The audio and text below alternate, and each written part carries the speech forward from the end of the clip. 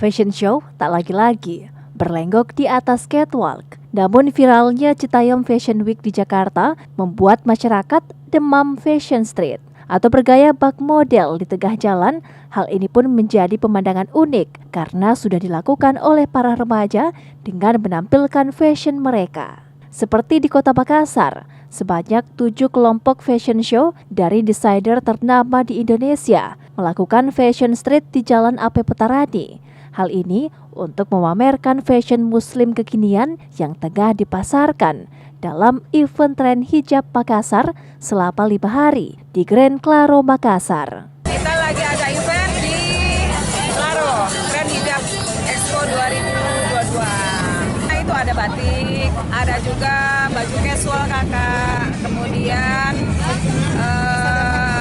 ini ya, fashion pop update lah pokoknya. Alhamdulillah ya, animo masyarakat di Makassar terhadap dunia fashion luar biasa. Best pokoknya. Kita ini terinspirasi dari ide Citayam Fashion Week yang kemudian berpindah ke Kuningan, dan ini murni untuk membantu para pengusaha-pengusaha yang sudah bergabung di Tren Hijab Expo untuk memberitahu kepada masyarakat, mensounding kepada masyarakat bahwa di sini terselenggara event Tren Hijab Expo.